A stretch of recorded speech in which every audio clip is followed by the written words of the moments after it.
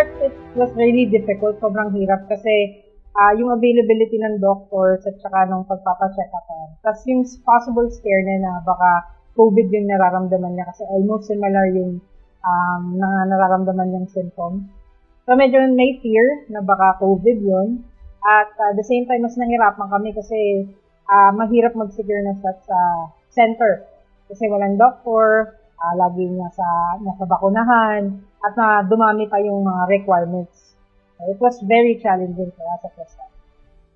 Okay. Hanggang sa last year, 2021, March, medyo iba na yung ubo niya, parang nagtatagal, tapos sumusuka na siya.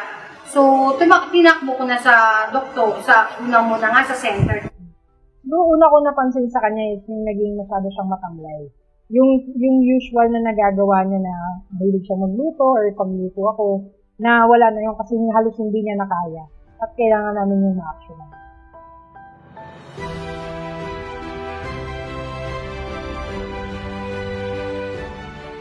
Nung una pa, hirapan din maging okay lang yung anak ko kasi ang payat na. Sabi ko, ayokong mamaya mapabayaan kung saan na mapunta.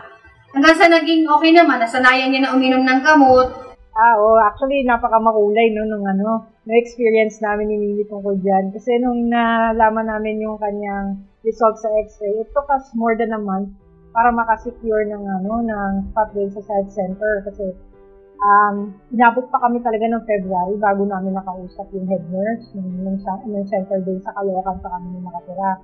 Tapos, hindi kami mabigyan ng request para expert.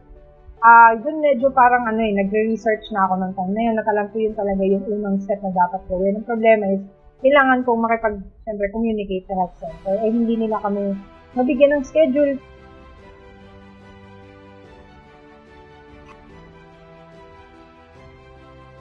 Yung cliche na kapit lang, kasi 6 months lang naman yun. Pero tsagain mo na lang, 6 months lang naman yun kung kaya mo nga manood ng K-pop serye na tuloy-tuloy, yun pa kayong gamutan, di ba? Una yan. Kalawa, ikaw, mahilig ka sa libro, mahilig kang basa. Kung kaya mo kang basahin isang libro na tuloy-tuloy, na walang hintuan ng gagawin. Tuloy-tuloy lang, tsaga lang talaga.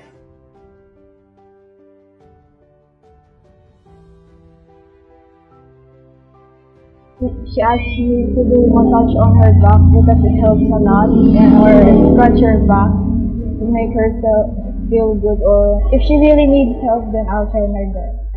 Basta alam mo yung ginagawa mong tama para sa anak mo. So, alam mo yung gagawin mong proseso para gumaling yung anak mo, yung kapamilya mo. Wala tayong pakialam sa discrimination. Importante gumawa tayo ng paraan para gumaling para sa sakit na TB o primary complex. Ilaban natin kung ano yung dapat nating ilaban para sa kapamilya natin. Yung discrimination na yan, parang ipasok mo sa tenga mo, ilabas mo sa kabila, ganun lang yung Diyos na bahala, dasal na lang, kumbaga. Kung ano man sabihin nila, ipagpasa Diyos mo na lang, basta importante, gawin mo yung tama para maging maayos yung anak mo. Pero kasi sa journey na pinagdadaanan nila, minahal mo sila ng wala yun. Kaya alam mo yung capacity nila. Nanghihina sila ngayon, so dapat nandun ka. Kasi as a partner, dapat tulungan kayo. Whether it's gonna be on a high or low, dapat nandiyan kayo sa isa't isa. Hawak na dapat yung kamay niyo. Hanggang matapos niyo yung laban. Tapos panibagong chapter ulit ng buhay niyo. Kasi yun yung magpapatibay sa inyo. Yung mga pinagdaanan niyo, minsan magiging niya. Pagtanda niyo, pag natatawa na lang kayo sa experience niyo, tapos makikita niyo talaga na parang ang laki ng ginrow niyo as a partner.